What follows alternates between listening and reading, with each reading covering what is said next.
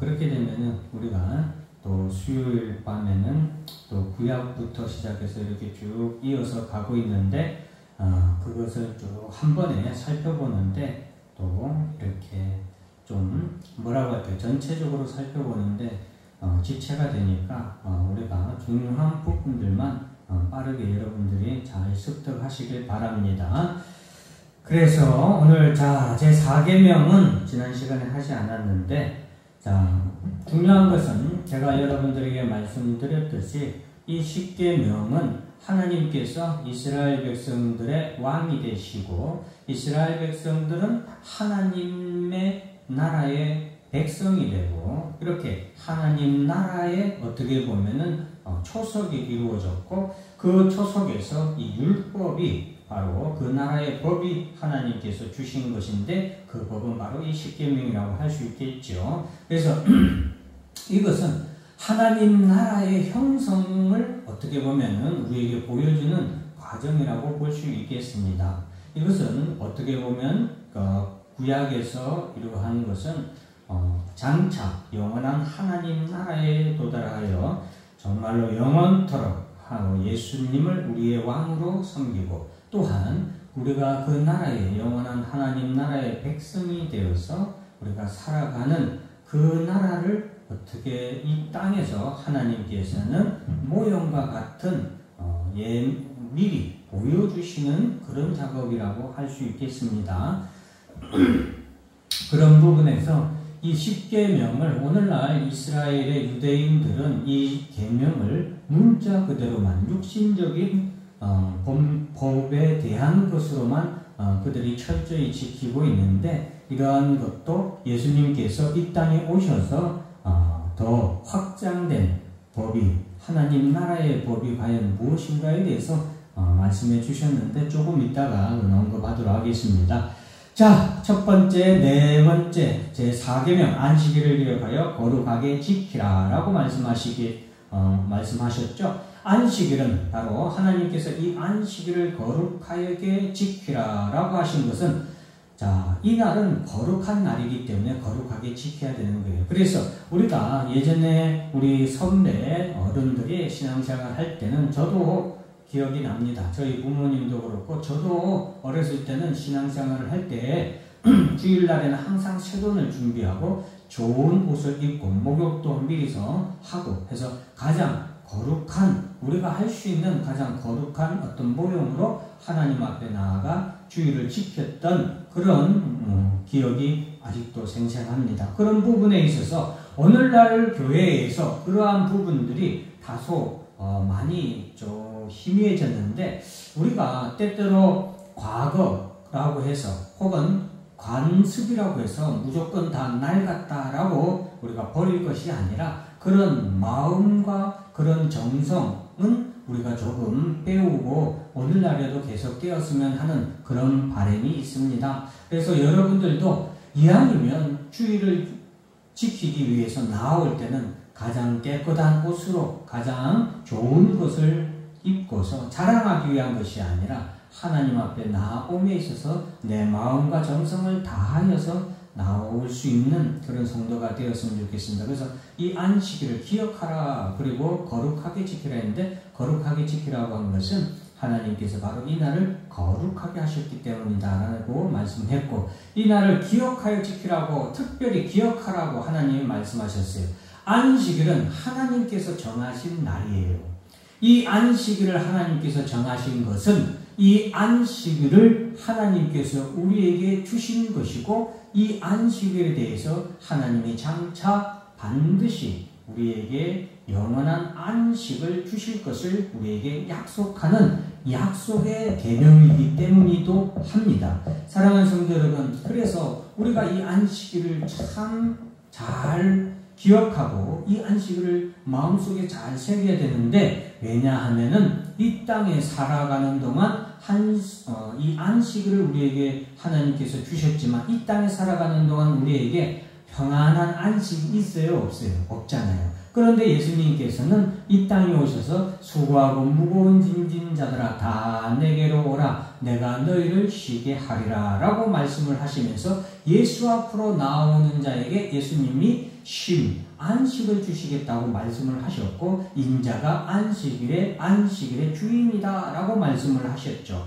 이것은 구약에서 하나님께서 안식일에 대한 우리에게 안식을 주시겠다고 하신 그 약속이 누구를 통해서 이루어질 것을 말씀하고 있냐면은 바로 예수 그리스도를 통하여서 우리에게 영원한 안식, 하나님이 우리에게 정말로 주시기로 약속한 그 안식을 예수님이 우리에게 주실 것을 우리에게 말씀해 주고 있는 것입니다. 그래서 안식을 지키라라는 이 계명은 정말로 중요한 개념이고, 신약에 와서는 특별히 더욱더 이 안식일에 대한 계명은 아주 중요한 어떤 하나님의 말씀이라고 할 수 있겠습니다. 그래서 예수님이 이 땅에 오셔서 하나님의 아들이시고 또 이 안식일이, 예수님이 안식일이 주인이심을 나타내 보이실 때에 이스라엘 백성들, 유대인들이 예수님을 죽이려고 한 것도 예수님이 안식일의 주인이라고 한 그러한 것도 영향을 우리가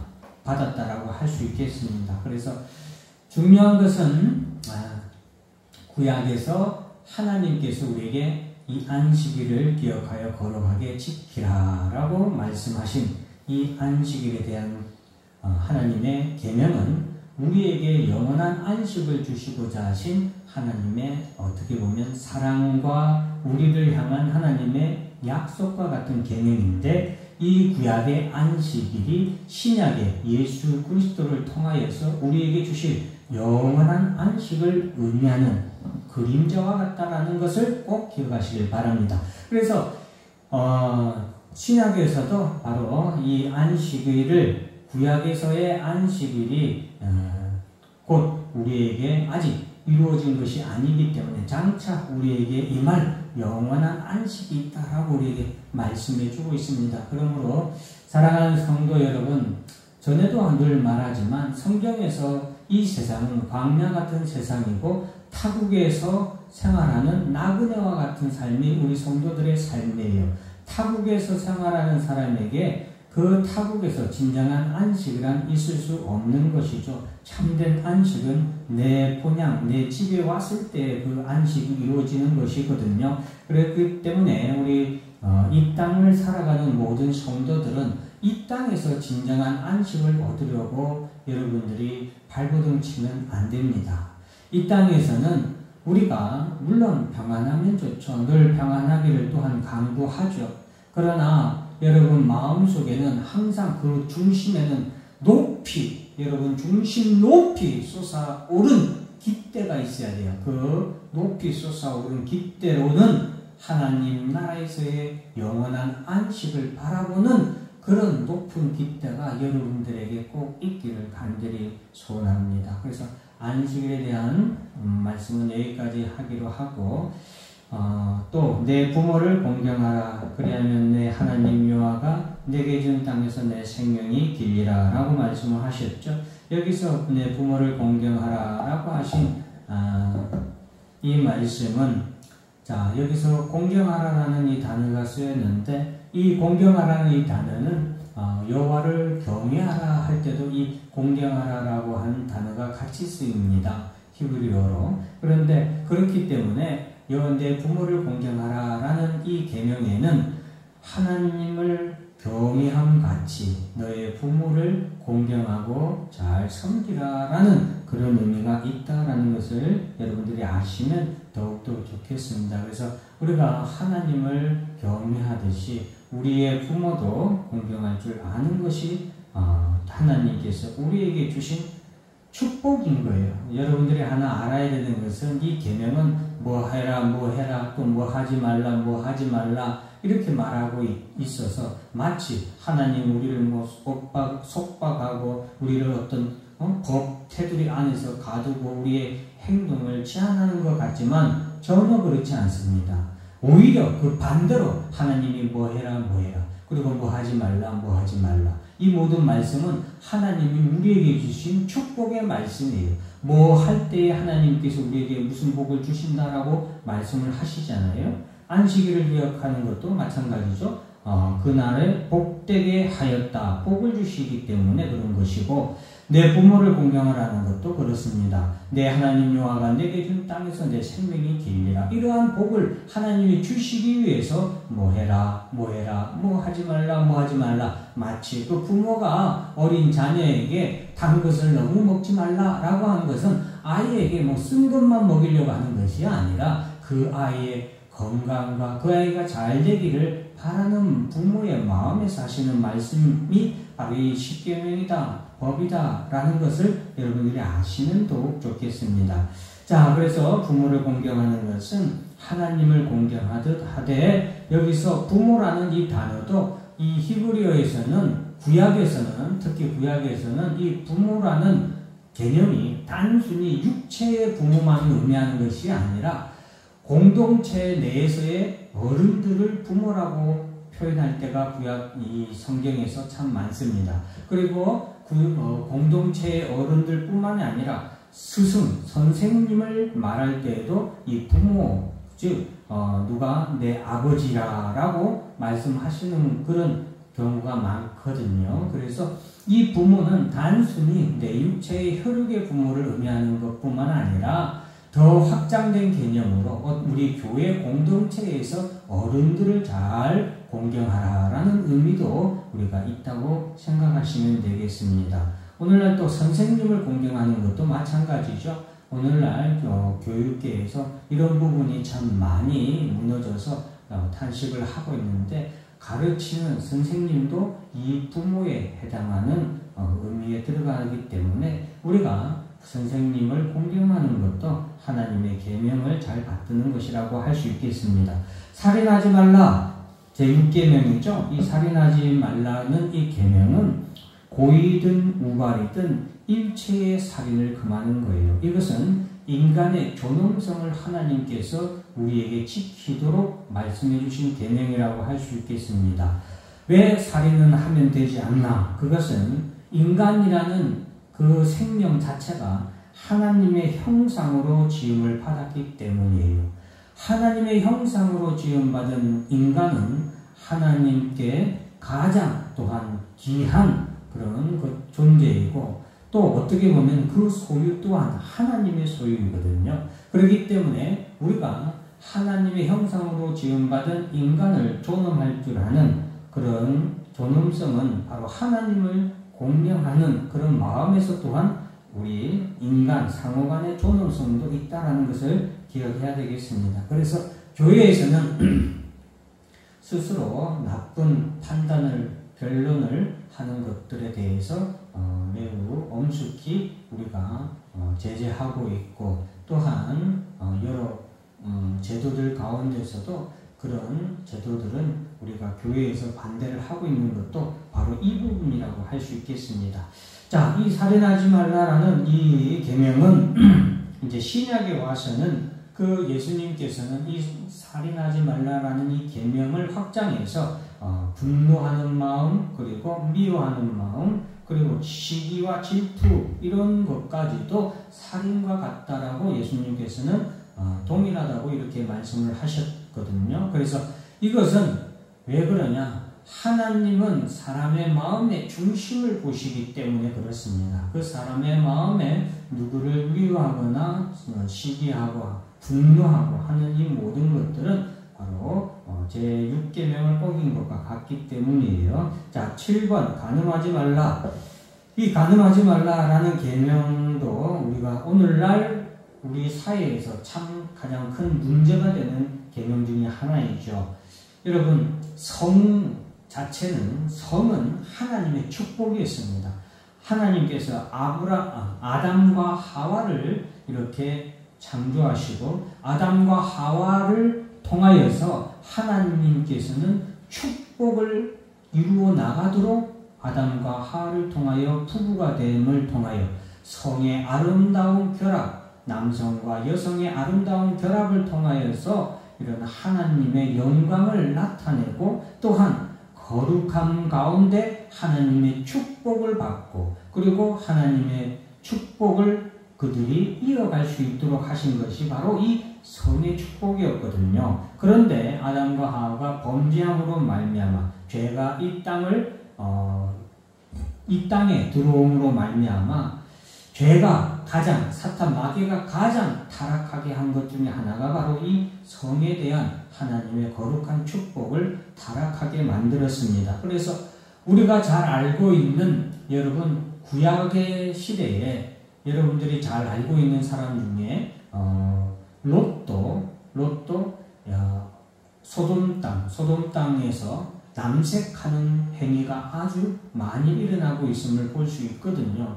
롯이 천사들을 자기 집으로 이렇게 들였을 때 주변의 이웃 사람들이 롯에게 찾아온 그 천사를 보고서 이 사람들이 남색이 바래서 롯에게 그 천사들을 자기들에게 내어줄 것을 강요하거든요.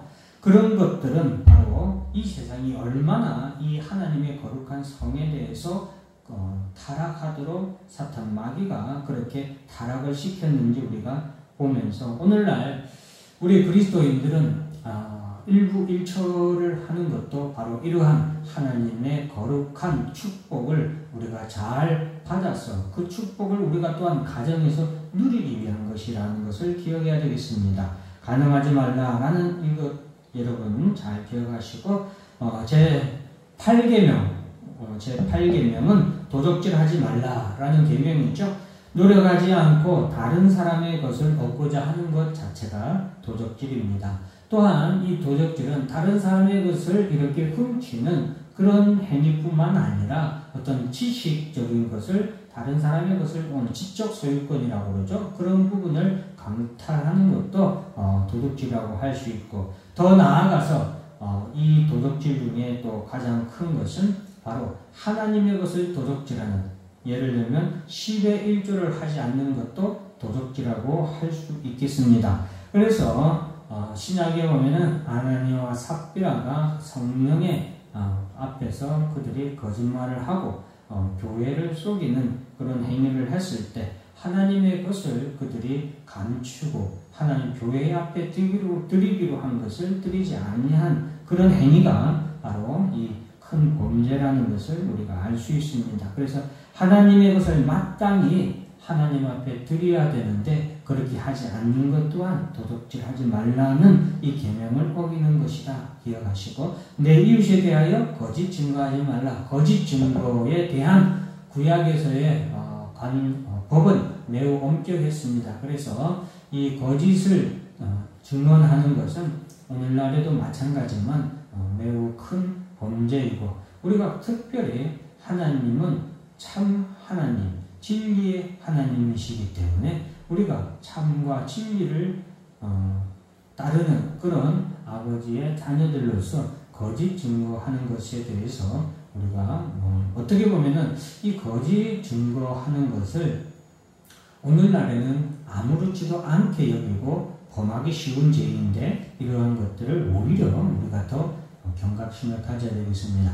마지막 10번째 계명 내 이웃의 집을 탐내지 말라. 내 이웃의 아내나 그의 남종이나 그의 여종이나 그의 소나 그의 낙이나 무릇 내 이웃의 소유를 탐내지 말라. 탐욕을 말하는 것입니다. 탐욕은 남의 것을 탐하는 거기 때문에 여기서 말하는 이웃이라는 것은 꼭 내 옆집에 있는 누구를 탐하는 것보다는 남의 것을 탐내는 것 자체가 하나님의 계명을 어기는 것이다라는 것을 기억하고 우리가 탐욕 자체가 사탄 마귀가 인류를 멸망시킨 중요한 죄 중에 하나예요. 그래서 하와가 선악을 알게 하는 나무의 실과를 보고 보암직도 하고 먹음직도 하였다. 그것을 먹으면 마치 하나님과 같이 될 것만 같았기 때문에 탐욕으로 말미암아 욕심으로 말미암아 선악을 알게 하는 나무의 실과를 먹게 되죠. 그로 말미암아 죄가 이 땅에 들어온 것이죠. 그래서 욕심이 잉태한즉 죄를 낳고 죄가 장성한즉 사망을 낳느니라 라고 하신 말씀처럼 우리가 우리의 삶에서 이런 탐욕을 많이 줄여야 됩니다. 오늘날 현대인들에게 저 개인적으로는 그렇게 생각해요. 오늘날 현대인들에게 참 많은 병들이 있는데 이 많은 병들의 원인이 탐욕이 아닌가 저는 그렇게 생각을 합니다. 음식을 많이 먹다 보니까 탐욕으로 식탐이라고 그러죠.